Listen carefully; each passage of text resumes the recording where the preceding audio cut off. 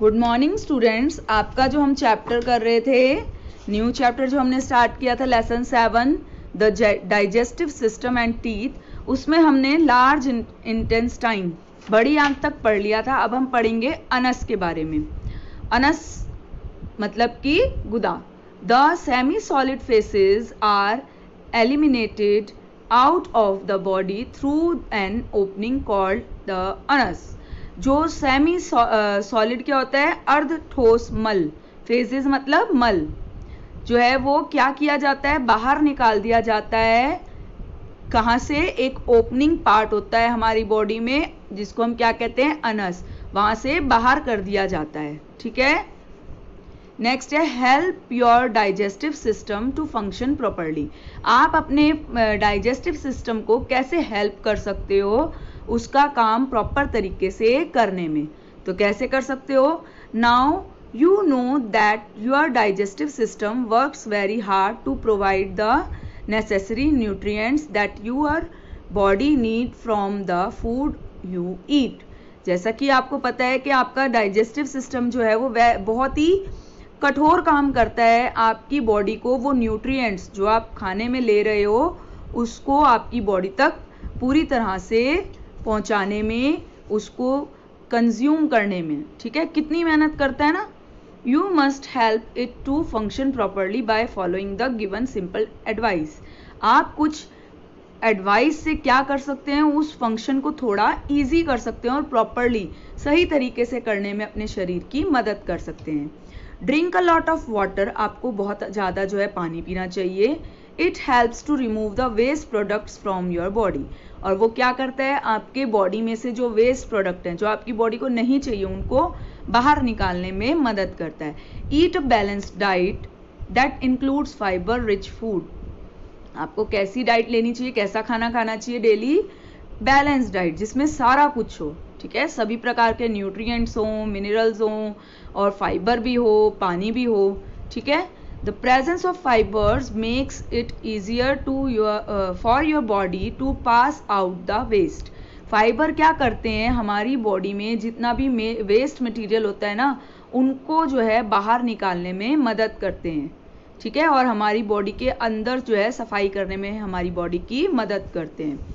Take small portion of meal at regular intervals. Do not over eat. Over eat मतलब भूख से ज़्यादा खाना। ठीक है। रेगुलर इंटरवल में मतलब कि थोड़ा थोड़ा थोड़े थोड़े टाइम बाद हमें खाना चाहिए, ना कि एक साथ बहुत सारा खाना।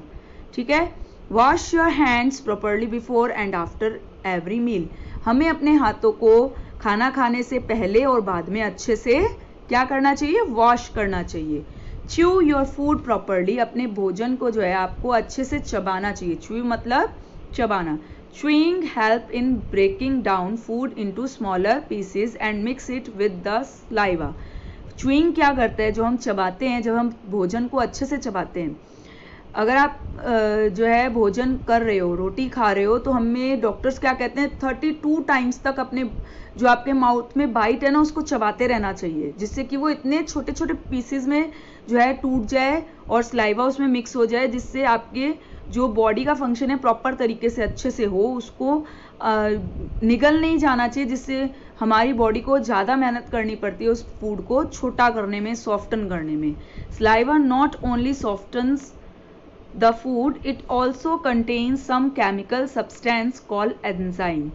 क्या करता है सलाइवा? ना फूड को सॉफ्ट ही नहीं करता बल्कि उसमें कुछ केमिकल एंजाइम्स सब्सटेंस होते हैं, केमिकल होता है एक तरह का जो कि एंजाइम्स कहलाता है। ठीक है।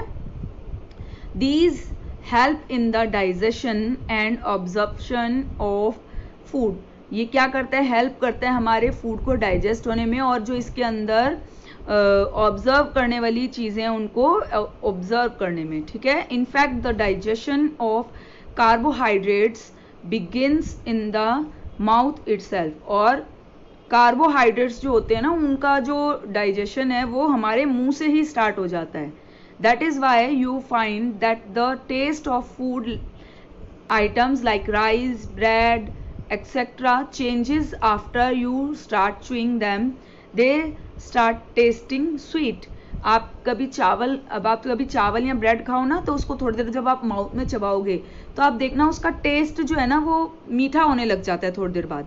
वो क्या होता है, वो चेंज होने लग जाता है। कार्बोहाइड्रेट्स का जो डाइजेशन है वो हमारे माउथ से ही स्टार्ट हो जाता है। इसलिए when the food is not chewed well and it is not properly broken down into smaller pieces, then incomplete digestion takes place।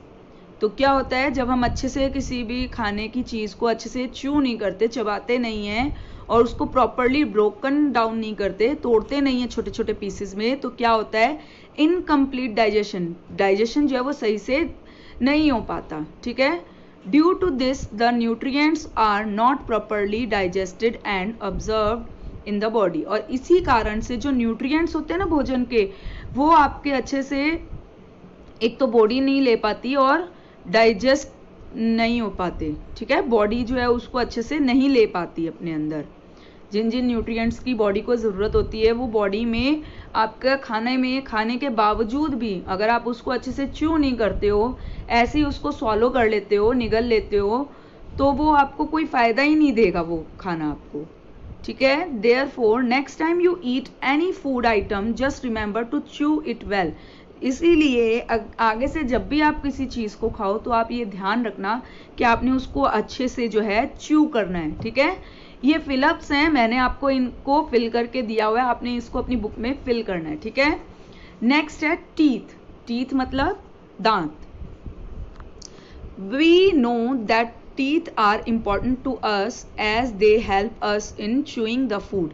ये हम सभी को पता है कि जो दांत है वो हमारे लिए बहुत ही इम्पोर्टेंट है, क्योंकि वो क्या करते हैं, हमारे खाने को च्यू करने में, चबाने में हमारी मदद करते हैं। Beside this they also help us to speak clearly and give a good look to our face. इसके अलावा ये क्या करते हैं, हमें क्लियर बोलने में मदद करते हैं। साफ जो आपकी आवाज़ साफ आती है ना, वो दांतों की वजह से भी आती है। आप अभी कुछ बोल के देखिए, आप देखेंगे कि आपकी जीभ जो है वो दांत से टच होगी, फिर वो जो है साउंड बाहर आएगा। ठीक है, और हमारे मुंह को भी अच्छा और सुंदर दिखाते हैं ना। अगर आपके दांत नहीं होंगे तो आपका मुंह कैसा लगेगा। आपके अगर बूढ़े दादा दादी या नाना नानी होंगे जिनके दांत ना हो, तो आप उनको देखिए कि उनका फेस कैसे लगता है, और आपका फेस कैसा लगता है दांत होने की वजह से। ठीक है, व्हेन वी आर बोर्न, जब हमने जन्म लिया था, वी डोंट हैव टीथ, तब हमारे दांत नहीं थे। आप सभी को पता है ना, जब छोटा बच्चा होता है तो उसके दांत नहीं होते। After 6 to 7 months that our teeth start growing out of the gums। आप सभी के गम्स है ना दांतों के साथ, और वहां से कितने महीने 6-7 महीने के बाद जो है, जब बच्चा 6-7 महीने का हो जाता है तो उसके दांत जो है उन गम्स में से बाहर आने शुरू होते हैं। By the time we grow 2.5 year old we have 20 teeth।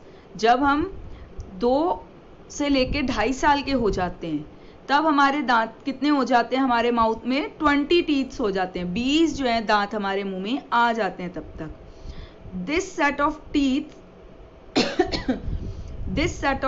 Teeth is called milk और टेम्परेरी टीथ। ये जो 20 दांत होते हैं वो क्या कहलाते हैं, या तो दूध के दांत या फिर टेम्परेरी, जो कि टेम्परेरी होते हैं, अस्थायी होते हैं। ठीक है, At about 6 to 7 years of age, our temporary teeth start falling out one by one। और जब आप 6 से 7 साल के होते हैं तो क्या होते हैं, एक एक करके आपके ये दांत जो है वो गिरने शुरू हो जाते हैं, टूटने शुरू हो जाते हैं। अभी आप जो है इस एज में आ चुके हो, या फिर आपकी ये एज क्रॉस हो चुकी होगी जहां आपके दांत जो है टूट के दोबारा आ चुके होंगे, है ना। आपके दूध के दांत टूट चुके होंगे, अब क्या आपके परमानेंट दांत आ चुके होंगे जो आपके होल लाइफ आपके साथ रहेंगे। जब आप बूढ़े हो गए या दांत में कोई प्रॉब्लम होगी तो ही वो दांत जो है या तो निकाले जाएंगे या टूटेंगे, है ना। Now to take their place a new set of teeth start growing. और इसकी जगह पे क्या होता है, नए दांत आने शुरू हो जाते हैं। This set has 32 teeths and these teeth are called the permanent teeth. और इसके जो मिल्क वाले टीथ होते हैं, जो टेम्परेरी टीथ्स होते हैं, उनके जाने के बाद क्या होता है, वो तो 20 थे ना, तो हमारे जो है टेम्परेरी टीथ के बाद परमानेंट टीथ आते हैं, उनका सेट कितने का होता है? 32 टीथ्स का। ठीक है, 32 जो है दांत होते हैं उनका, वो हमारे परमानेंट दांत होते हैं जिनको हम स्थायी दांत कहते हैं, जो अब हमारे मुंह में हैं। ठीक है, आज के लिए बस इतना ही। नेक्स्ट क्लास में हम काइंड ऑफ टीथ्स पढ़ेंगे और आपने ये बुक वर्क करना है, साथ में मैं आपको इसके ये क्वेश्चन का आंसर भेज रही हूँ। What happen to the food in small and large intestine? क्या होता है छोटी आंत और बड़ी आंत में भोजन के साथ? ठीक है, इसको आपने neat and clean note down करना है और याद करने जो है शुरू करिए ये क्वेश्चन आंसर आप। ठीक है, थैंक यू।